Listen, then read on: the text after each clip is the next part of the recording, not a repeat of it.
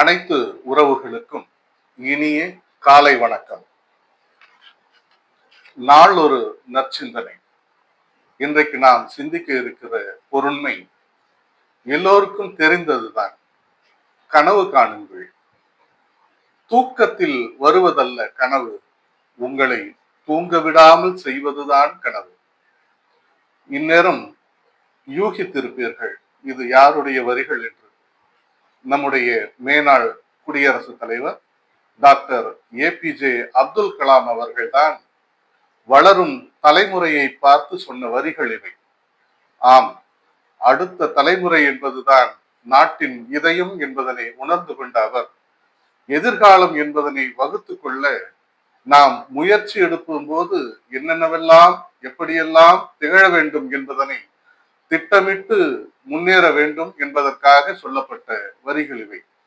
ஊக்கப்படுத்துவதாக அமைந்தாலும் கூட கனவுகள் என்பது ஏதோ கற்பனையில் கோட்டை கட்டுவது அல்ல. எண்ணிய யாவும் உயர்வுள்ளல் என்பதுதான் நம்முடைய பண்பாடு.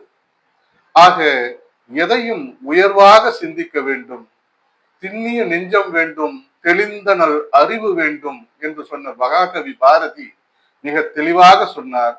எண்ணியது முடிதல் வேண்டும், எண்ணியது சரியாக முடிக்க வேண்டும் என்று சொல்லி அதற்காக என்னென்ன முறைகளை கையாள வேண்டும் என்பதனை எல்லாம் சொல்லி சென்றிருக்கிறார். ஆக எதிலும் ஒரு உயர்ந்த சிந்தனை வேண்டும்.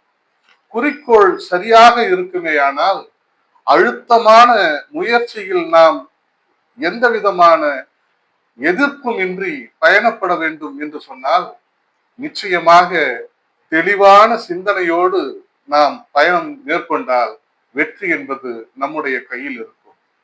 எண்ணிய யாவும் உயர்வுள்ளல் என்று சொன்னார்கள்.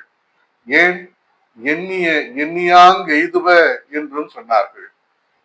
திண்ணிய நெஞ்சம் இருக்கிற போது நிச்சயமாக அது குறித்த தெளிந்த நடை நமக்கு கிட்டுகிறது.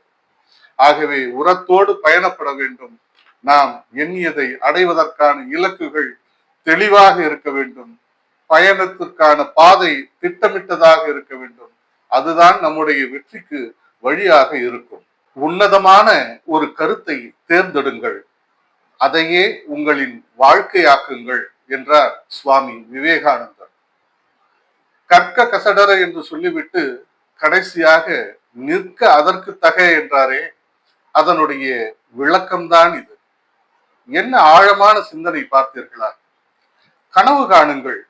உங்களுடைய கனவுதான் எந்த அளவிற்கு நீங்கள் அந்த கனவை நம்புகிறீர்களோ நாளைய எதிர்காலம் என்பது உங்களுக்கு சொந்தம் என்கிறார் ஐன்ஸ்டீன்.